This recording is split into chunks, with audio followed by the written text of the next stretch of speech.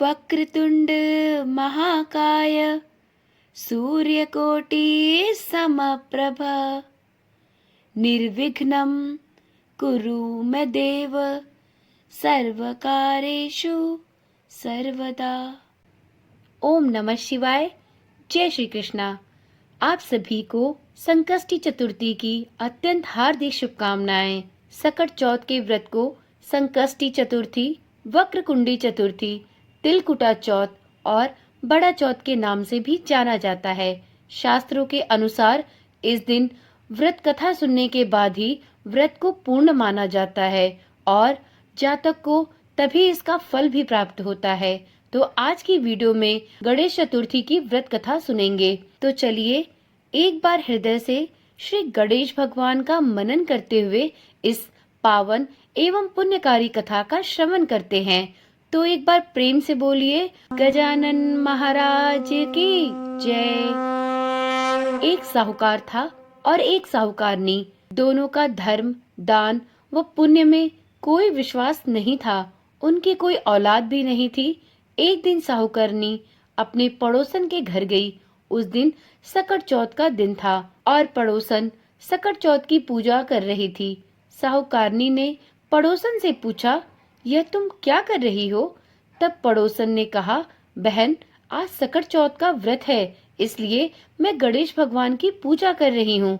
साहूकारनी ने पड़ोसन से पूछा कि इस व्रत को करने से क्या फल प्राप्त होता है। पड़ोसन ने उसे बताया कि इसे करने से धन धान्य, सुहाग और पुत्र सब कुछ मिलता है। इसके बाद साहूकारनी बोली, अगर मेरा बच्चा हो गया तो मैं 1.25 सेर तिलकुट चढ़ाऊंगी और इस चौथ का व्रत रखूंगी। इसके बाद भगवान गणेश ने साहूकारनी की प्रार्थना स्वीकार कर ली और वह कुछ दिनों के बाद गर्भवती हो गई। गर्भवती होने के बाद साहूकारनी ने कहा कि अगर मेरा लड़का हो जाए तो मैं 2.5 सेर तिलकुट चढ़ाऊंगी। कुछ दिन बाद उसके लड़का भी हो गया। इस प्रकार धीरे धीरे समय बीतने लगा और समय बीतने के साथ साहूकारनी का बेटा भी बड़ा होने लगा। परंतु समय बीतने के साथ ही साथ साहूकारनी अपने सकट महाराज से किए गए सभी प्रण को भूल गई। उसे याद ही नहीं रहा कि उसने सकट महाराज से न जाने कितनी ही मन्नतें मांगी, परंतु उसने उनमें से एक को भी पूरा नहीं किया। जब साहूकारनी का बेटा विवाह योग्य हो गया तो अब साहूकारनी को अपने बेटे के विवाह की चिंता सताने लगी। तब साहूकारनी को फिर से सकट महाराज की याद आई। साहूकारनी बोली, भगवान, मेरे बेटे का विवाह भली प्रकार से हो जाए तो 5.25 सेर का तिलकुट करूंगी। भगवान गणेश ने उसकी ये विनती भी सुन ली और उसके लड़के का विवाह तय हो गया। सब कुछ होने के बाद भी साहूकारनी ने तिलकुटा नहीं किया। इसके कारण सकट देवता क्रोधित हो गए। उन्होंने जब साहूकारनी का बेटा फेरे ले रहा था तो फेरों के बीच से ही उठाकर उसके बेटे को पीपल के पेड़ पर बैठा दिया। इसके बाद सब लोग वर को ढूंढने लगे। जब वर कहीं नहीं मिला तो लोग निराश होकर अपने अपने घर को लौट गए।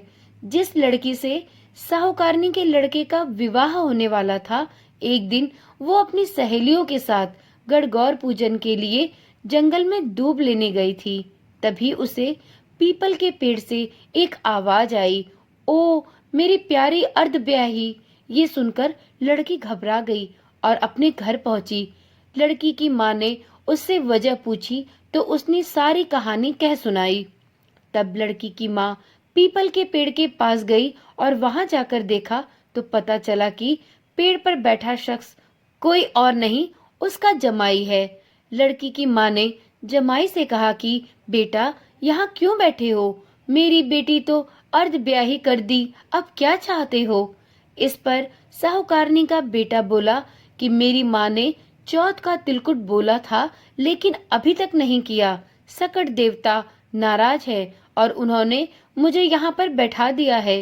ये बात सुनकर लड़की की माँ साहूकारनी के घर गई और उससे पूछा कि क्या तुमने सकट चौथ के लिए कुछ मन्नत मांगी थी? उसके ऐसा पूछने पर तब जाकर साहूकारनी को अपने सभी किए गए मन्नतों की याद आ गई।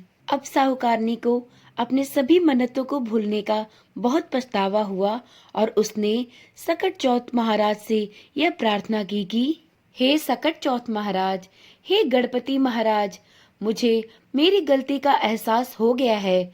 न जाने कैसे मुझे अपने किसी भी मन्नत का स्मरण नहीं रहा और मैंने यह गलती अनजाने में की। मुझे इसके लिए क्षमा करना। हे गणपति महाराज, अगर मेरा बेटा सकुशल घर वापस आ जाए तो मैं 2.5 मन का तिलकुट करूंगी।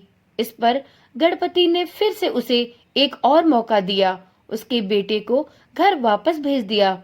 इसके बाद साहूकारनी के बेटे का धूमधाम से विवाह हुआ। साहूकारनी के बेटे और बहू घर आ गए। तब साहूकारनी ने 2.5 मन तिलकुट किया और बोली, हे सकट देवता, आपकी कृपा से मेरे बेटे पर आया संकट दूर हुआ और मेरा बेटा व बहू सकुशल घर पर आ गए। मैं आपकी महिमा अब भली प्रकार से समझ चुकी हूँ और मुझसे ऐसी गलती दोबारा कभी नहीं होगी। अब मैं हमेशा तिलकुट करके आपका सकट चौथ का व्रत करूंगी। इसके बाद तभी से उस नगर के सारे नगरवासियों ने तिलकुट के साथ सकट व्रत करना प्रारंभ कर दिया। हे गणपति महाराज, जिस प्रकार आपने उस साहूकारनी के सभी मन्नतों को पूर्ण किया, उसी प्रकार सभी के मन्नत पूर्ण करना, सभी की जो मनोकामनाएं हैं उसे पूरा करना। सकट चौथ का जो भी महिला व्रत रखे, उसके घर परिवार को, उसके संतान को बल बुद्धि आयु और विद्या प्रदान करना। इसी मनोकामना के साथ इस वीडियो को यहीं पर समाप्त करती हूँ। एक बार प्रेम से बोलिए गणपति महाराज की जय। वीडियो में सुनाई गई कथा यदि आपको पसंद आई हो तो नीचे ओम श्री गणेशाय नमो नमः लिखना ना भूलें। तो चलिए फिर मिलते हैं एक नई वीडियो के साथ। तब तक के लिए ओम श्री गणेशाय नमो नमः। जय श्री कृष्णा। राधे राधे।